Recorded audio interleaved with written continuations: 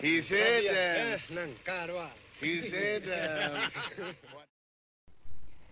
Tarehe 12 mwezi Disemba mwaka 1963 ikiwa ni siku ya sherehe ya Jamhuri ya kwanza nchini Kenya. Mwaka kwanza baada ya nchi ya Kenya kupokea uhuru wake, ndipo sura yake ya kuogofya na nywele zilizokuwa ni nywele refu ambazo zilikuwa ni signature dreadlocks za wapiganaji wa vita vya Maumau. Ndipo sura yake ilipata kuchapishwa katika magazeti nchini Kenya. Field Marshal Musa Mwariama, shujaa asiyekumbukwa na wengi, ingawa wengi kati ya wapiganaji na viongozi katika vita vya Maumau walipata kutiwa mbaroni na wengine wao kuuawa. Shujaa Field Marshal Mwariama alikwepa mitego yote tokea mwaka 1952 1952 alipokula kiapo cha kupigania taifa lake mpaka pale Kenya ilipopata uhuru mwaka 1963 1963. Katika video ambayo huwa inachapishwa sana kwenye vyombo vya habari na huwa kanda ile ya video inaenea sana, unamuona jamaa fulani ambaye ana sura na macho ambayo yamesheheni dhihirisho kwamba huyu jamaa ni moja kati ya wapiganaji waliokuwa wakubwa sana katika vita vya Maumau, akiwa amesimama na kumkumbatia rais wa kwanza wa Jamhuri ya Kenya Mzee Jomo Kenyatta. Huyo jina lake ni Field Marshal Musa Mwariama, aliyekiongoza kikosi cha wapiganaji wa vita vya Maumau kutokea katika sehemu za eneo la Mlima Kenya. Leo katika kipindi chetu cha The Drums of History tunaangazia maisha ya Field Marshal Musa Mwariama na maajabu aliyoyafanya na kupitia katika vita vya Maumau. Aswa tukitohoa kutoka kwa ushuhuda waliyekuwa mlinzi wake na msaidizi wake na naibu wake wa karibu katika vita vya Maumau, akitambulikana kama Mwenda.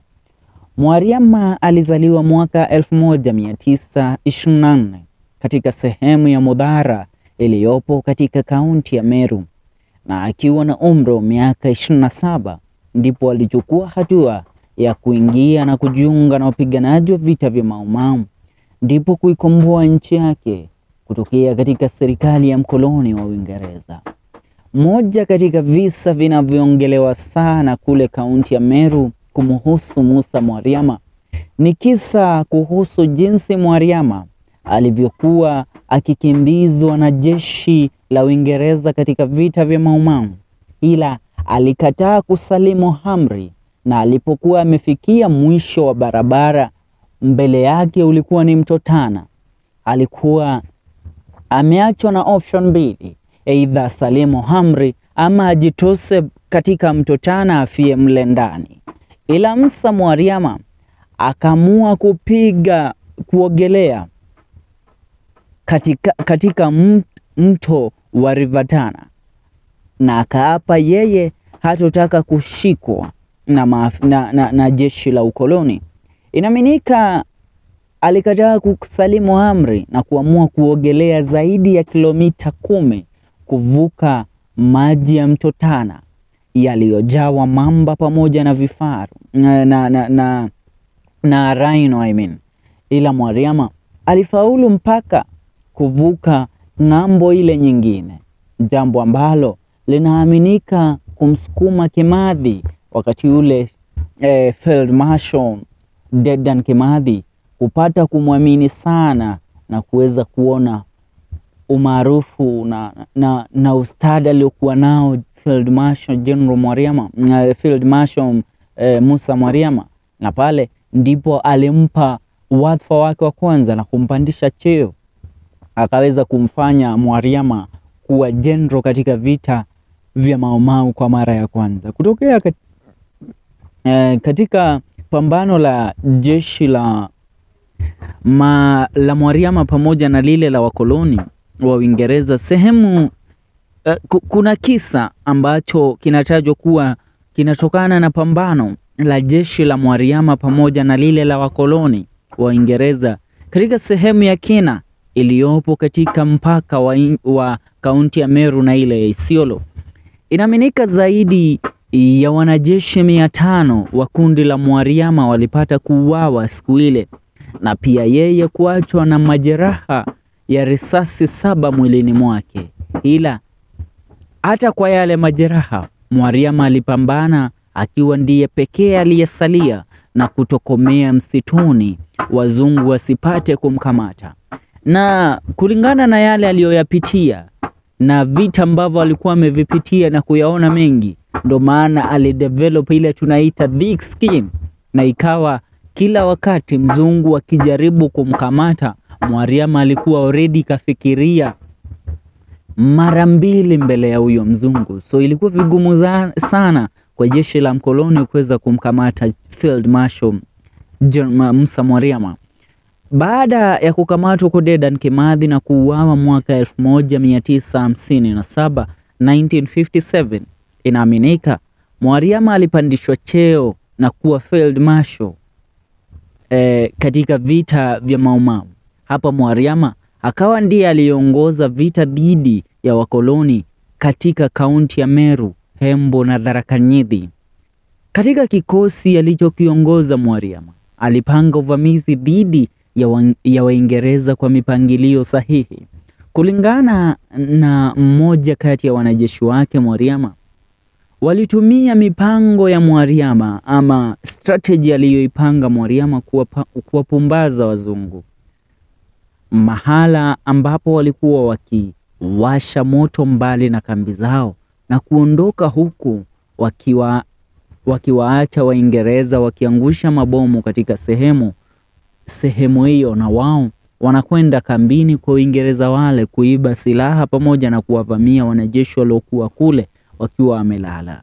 Anasema huyu mlinzi wake Mwariama ya kwamba wao hawakuwahi lala usiku, walichukua wakati wa mchana ndipo kuweza kupumzika, ila usiku wao walikuwa kazini ya kupambana na Mwingereza. Kulingana na mlinzi wake Mwariama, anasema kiongozi wao Mwariama aliwafunza kula chakula ambacho kilikuwa akijapikwa, ndipo kuongeza senses zao na pia kuondoa harufu ambayo ingepelekea mzungu kuweza kunusa mahala ambapo walipo na kuwafikia kuwakamata.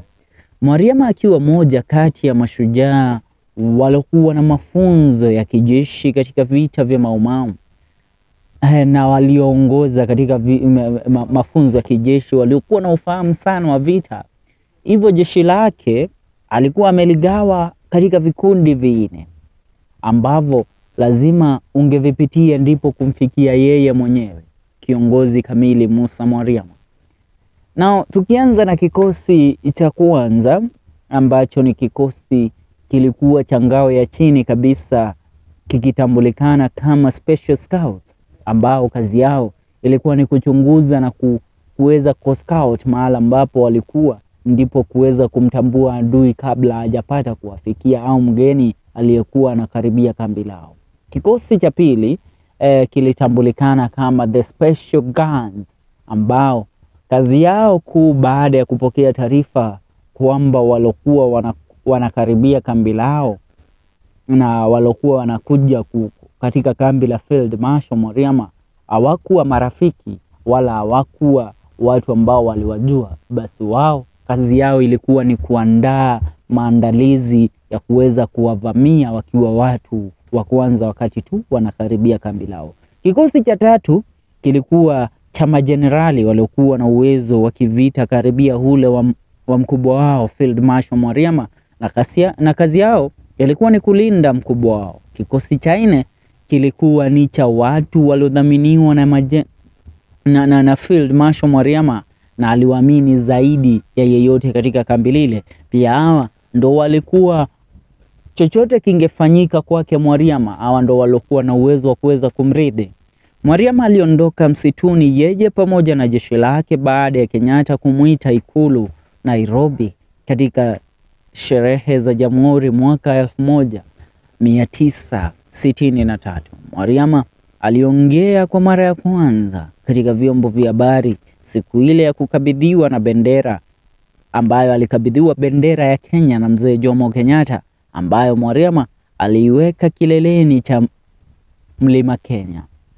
Mwaka 1989 baada ya Mwariama kuweza kustaafu kutokea katika vita vya Maumau na nchi ya Kenya kuweza kupokea uhuru, na Mwariama kukabidhiwa shamba zaidi ya ekari 1000 kule katika kaunti ya Meru na mzee Kenyatta kwa ajili ya kuweza kumzawadi Mwariama katika vita alivyoongoza dhidi ya mkoloni.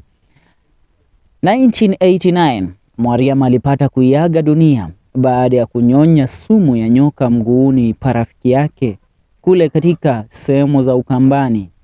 Rafiki yake alikuwa kang'atwa na nyoka, hivyo Mwariama alikuwa akijaribu kumwokoa rafiki yake, ila yeye ikawa ndiye aliyepata kuiaga dunia. Hiki ndicho kisa kidogo, ama niseme ndio shajara dogo kuhusiana na shujaa Field Marshal Musa Mwariama. Tuungane katika video zetu zijazo. Hii ni FM Show KE. Mimi niite FK Mwenda na kipindi ni The Drums of History.